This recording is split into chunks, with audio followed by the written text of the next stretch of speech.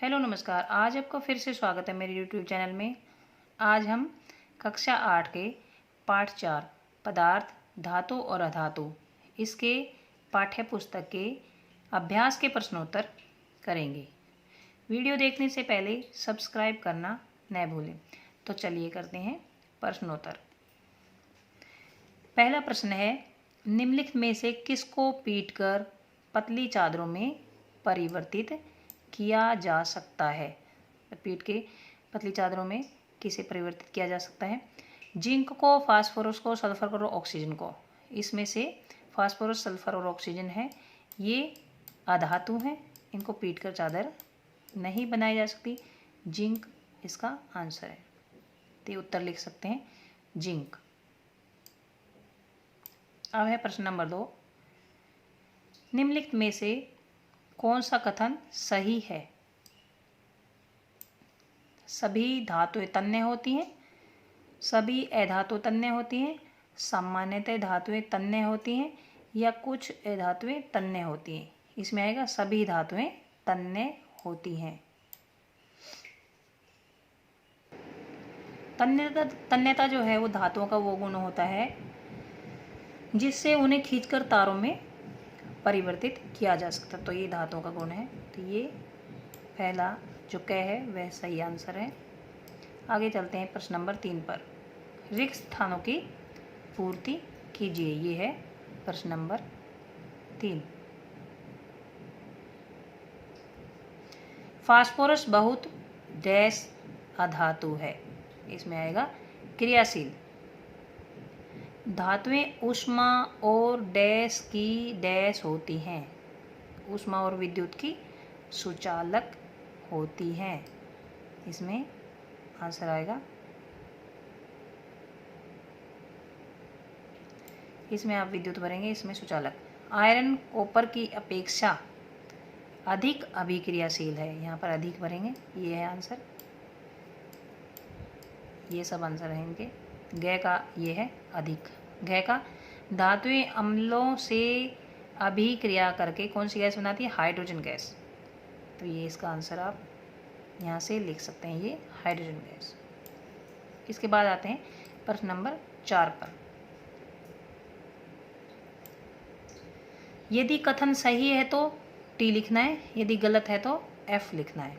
सामान्यतः अधातु अम्लों से अभिक्रिया करते हैं। तो ये इसके आंसर आप यहाँ से भी नीचे से इसमें लिख रखे हैं, देख सकते हैं। सामान्यतः अधातु अम्लों से अभिक्रिया करते हैं, ये आएगा सही। टी लिख सकते हैं या सही लगा सकते हैं। सोडियम बहुत अभिक्रियाशील धातु है, ये भी ठीक है, इसमें आप टी लिख सकते हैं। कॉपर जिंक सल्फेट के विलयन से जिंक विस्थापित करता है। नहीं, जिंक विस्थापित कर ही नहीं सकता क्योंकि जिंक तो बहुत ही ज़्यादा अभिक्रियाशील है कॉपर से। तो इसमें गै का आएगा एफ। एफ आ सकता है और ये एस लगा सकते हैं। कोयले को खींचकर तारें प्राप्त की जा सकती हैं, ऐसा बिल्कुल भी नहीं है, तो ये भी नहीं आएगा और इसमें एफ लिखेंगे। अब आगे चलते हैं प्रश्न नंबर 5 पर। नीचे दी गई सारिणी में गुणों की सूची दी गई है। इन गुणों के आधार पर धातुओं और अधातुओं में अंतर बताइए। अभी देखिए ये गुण हैं धातु और अधातु के। दिखावट, कठोरता, आघात, वर्धनता और तन्यता, ये धातु के गुण हैं या अधातु के? तो दिखावट कैसी होती है धातुओं की? वो चमकदार होती है, कठोर होती हैं धातुएं, आघातवर्धकता होती है और तन्य भी होती हैं। और अधातु में इसका आंसर हम यहाँ पर ऐसे लिख सकते हैं, ये उत्तर है। दिखावट में ये चमकीली होती हैं और अधातु विभिन्न रंगों की होती हैं। कठोरता, कक्ष ताप पर, रूम टेम्परेचर पर ठोस और कठोर होती हैं, और ये ठोस, तरल, गैस और भुरभुरी हो सकती हैं। इसके बाद है तीसरा अघातवर्धनीयता क्या होता है? धातु को पीट पीट कर सीटें बनाई जा सकती हैं, इन्हें नहीं बनाया जा सकता क्योंकि ये भुरभुरी होती हैं और टूट सकती हैं। ये जब इनको पीट कर चादर बनाने की कोशिश करते हैं, ये टुकड़े टुकड़े हो जाता है इनका, तो ये संभव नहीं है।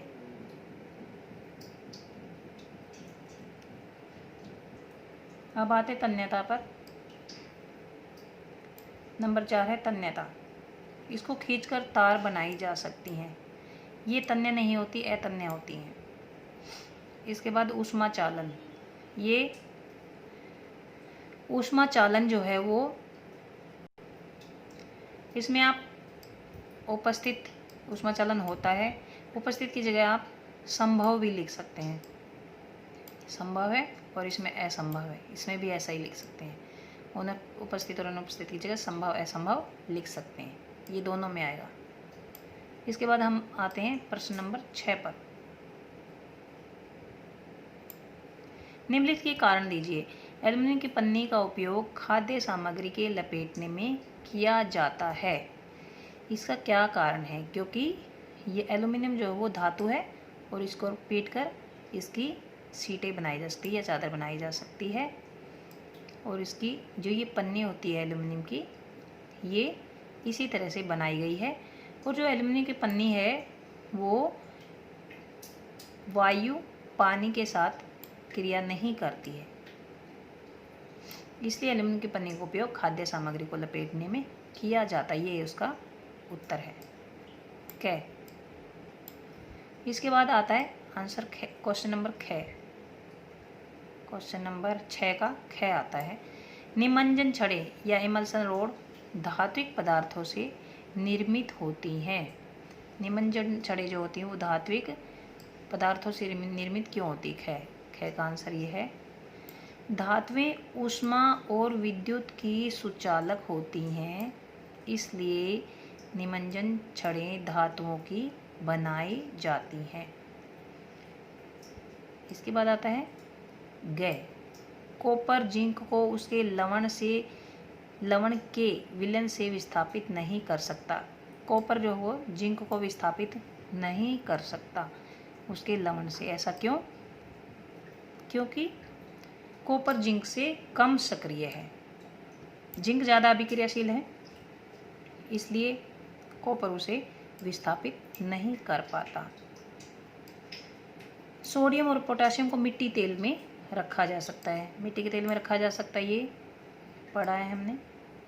सोडियम और पोटेशियम वायु और जल से शीघ्र क्रिया करते हैं, इसलिए उसको मिट्टी के तेल में रखा जाता है। इसके बाद आते हैं हम प्रश्न नंबर 7 पर। क्या आप नींबू के अचार को एल्युमिनियम के पात्रों में रख सकते हैं? एल्युमिनियम के जो बर्तन है उसमें रख सकते हैं? नहीं। नींबू का अचार अम्लीय प्रकृति का होता है। अम्लीय पदार्थ एल्युमिनियम पात्रों में संचित नहीं किए जाते क्योंकि अम्ल और एल्युमिनियम अभिक्रिया करके विषैले पदार्थ बनाते हैं जो खाद्य विषाक्तता वाले और स्वास्थ्य विरोधी होते हैं। इसके बाद हम आते हैं प्रश्न नंबर 8 पर। नीचे दिए गए कॉलम 1 में कुछ पदार्थ दिए गए हैं और कॉलम 2 में उनके उपयोग दिए गए हैं। कॉलम 1 का 2 से सही मिलान कीजिए। ये है कॉलम 1 और ये कॉलम 2 है। इसमें देखिए गोल्ड है, गोल्ड के क्या बनते हैं? आभूषण बनते हैं। आयरन के क्या बनते हैं? आयरन की मशीनें बनती हैं। पहले जो हमें बहुत अच्छे से आता है पहले वो कर दें। मरकरी जो है थर्मामीटर में काम आता है। कॉपर के क्या होते हैं? बिजली के तार बनते हैं। इससे इजी हो जाता है, जो कन्फर्म होते हैं वो पहले मिलाना चाहिए। खाद्य सामग्री को लपेटने के लिए एल्युमिनियम काम आते हैं। आयरन जो होता है, देखिए कार्बन वो ईंधन होता है। आयरन की मशीनें बनाई जाती हैं। ये हम ऐसे मिलान कर सकते हैं या फिर इसका आंसर ऐसे, ये उत्तर है, ये हम कर सकते हैं। पहले का 4th है दूसरे का 5th है, तीसरे का 3rd है, 4th का 6th है, 5th का 2nd है और 6th का 1 है, 1st। इसके बाद हम आते हैं प्रश्न नंबर 9 पर। एक दिन रीता अपनी माँ के साथ आभूषण विक्रेता की दुकान पर गई है। उसकी माँ ने सुनार को पॉलिश करने हेतु सोने के पुराने आभूषण दिए हैं। अगले दिन जब वे आभूषण वापस लाई तो उनको पाया कि उसमें भार में कुछ वे कम हो गए। क्या आप भार की कमी का कारण बता सकते हैं? सुनार जब आभूषण साफ करने के लिए एक्वारिजिया जो होता है, एक्वारिजिया जो विलेन है उसका उपयोग करते हैं ये, क्योंकि सोना इस विलेन में घुल जाता है, इसलिए रीता की माँ के आभूषण के भार में कमी हो गई। जो आभूषण साफ करने के लिए जो ऊपरी परत होती है आभूषण की, वो एक्वारिजिया से उस विलेन में घुल गई है, तो उसमें जो आभूषण उसके भार में कमी आ गई है। तो यहाँ तक प्रश्नोत्तर खत्म होते हैं। पार्ट नंबर 4 पदार्थ, धातु और अधातु के। वीडियो पसंद आए तो सब्सक्राइब करना न भूलें। धन्यवाद।